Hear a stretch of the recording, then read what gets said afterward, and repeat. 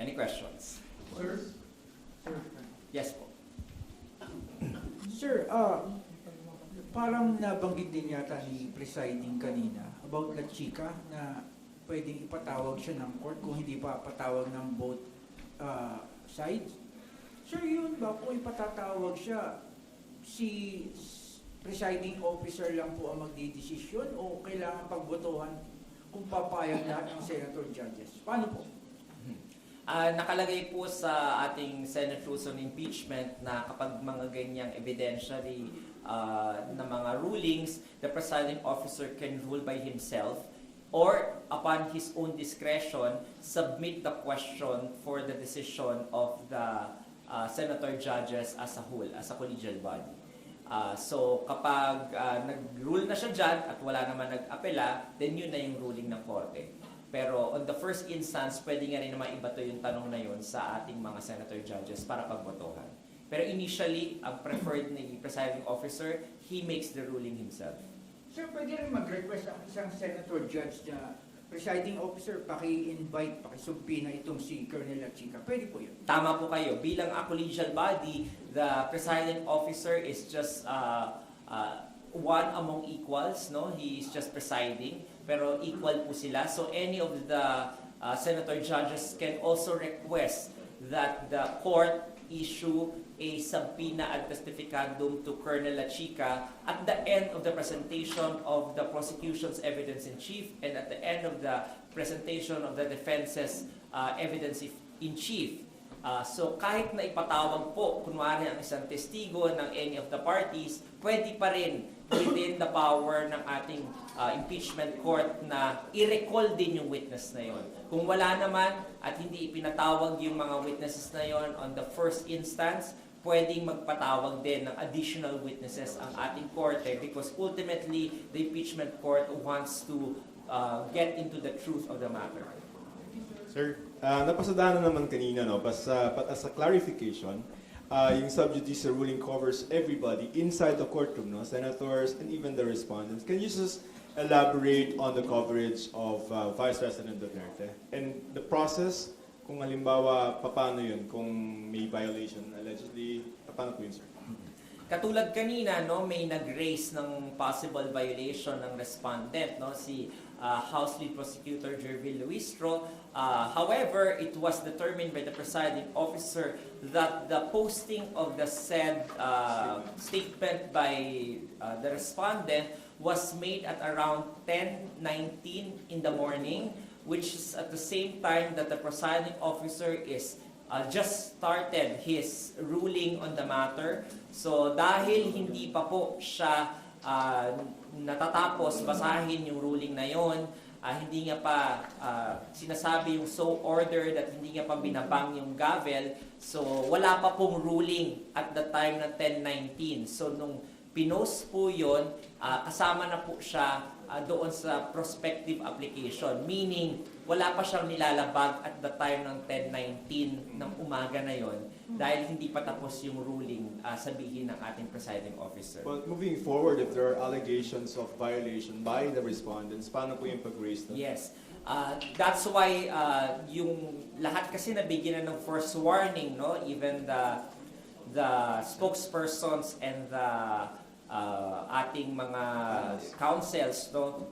Now, the respondent, binigyan na rin kanina ng first warning ng ating presiding officer through the respondent's counsel, yung respondent, na pagsabihan siya na siya ngayon ay covered nung Rule 18 ng ating Senate impeachment rules. At kung merong mag-raise ng violation after today, by any party or any person, ang first penalty, syempre bibigyan mo ng 24 hours to reply para magkaroon ng due process kung bakit mo sinabi to, bakit ganito yung ginawa mo, meron bang basehan yung complaint sa'yo. After the 24-hour submission ng written explanation, the presiding officer will summarily just issue a ruling kung may finding of violation o wala. Kung may finding of violation, i-impose nga yung first strike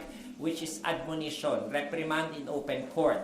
Now, kapag hindi pa rin tumino yung isang tao at continuous violating the sub judice rule or the court imposed a proper decorum and language in the courtroom, then sa strike 2, after again 24-hour ruling, 24-hour written explanation, receipt, kapag ito ang second offense na, i-impose na yung 30,000 penalty na fine on the person for every violation. And then kapag talagang third strike, fourth strike na, hindi na talaga natuto even without the even with fine, then the presiding officer will issue an order to refer the matter to the Supreme Court for the disciplinary action by the Supreme Court of the person kapag siya ay covered by the CIPRA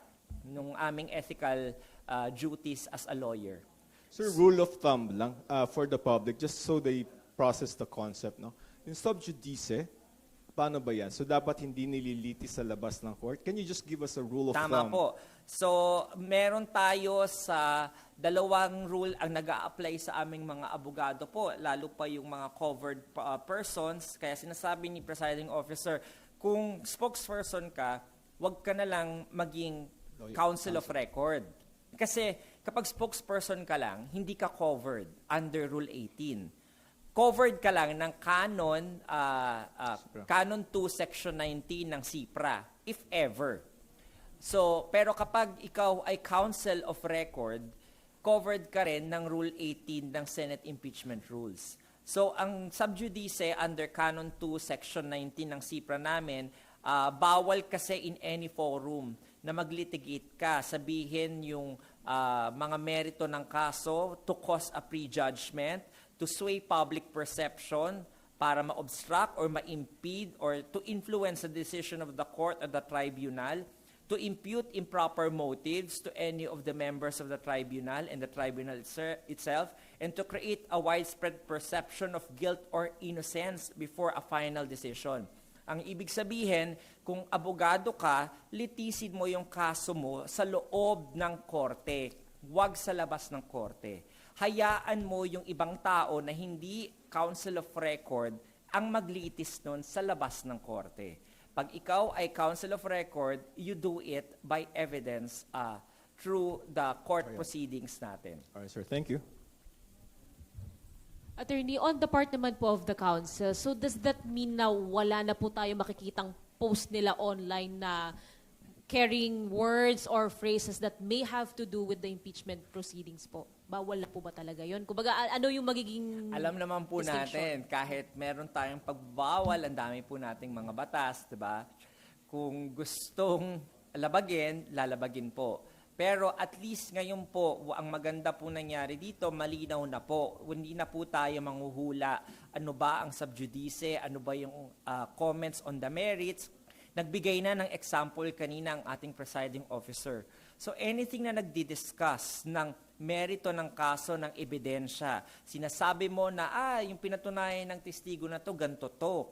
At ganito ang ibig sabihin nito. Ina-analyze mo, nagkakaroon ka ng conclusion of fact, nagkakaroon ka ng conclusion of law. But that was not allowed in open court during the trial. Bawal po yung ganon, no? Pero ikaw, ginagawa mo siya sa labas ng korte. So yun po yung pinagbabawalan kasi you're both trying the case inside the court and then outside of the court as well, which is wrong because you are courting publicity for yourself and for the evidence na trying to influence the judges to go the way that you want them to go. Attorney, so technically po ba masasabing lumabag dito sa rule yung pinost ni Attorney Ligutan? I think walang finding na ganon because of the fact that the presiding officer didn't want to make a determination of any violation. While he said, no, kanina may mga examples siyang ibinigay na mga sinabi in the past ng ating mga councils at parties, hindi niya ito ibig sabihin determination of any violation. Maingat siya dun sa wording na yon. There was no determination of a violation. Sinasabi niya lang, ito ang mga example. Pero dahil nga doon sa institutional grace na ibinibigay ng ating impeachment court, and by being liberal about it, katulad nung sinabi niya mula nung umpisa, hindi niya muna paparusahan yung mga parties. Hinayaan niya muna ng konting breathing room. Kaya tabula rasa na or clean slate na. Hindi niya na pininalize yung mga previously na may mga nagsabi. So as to Attorney Ligutan, wala talaga siyang determination na bawal yun o hindi. Kumbaga may warning na po sa lahat. Warning lang sa lahat.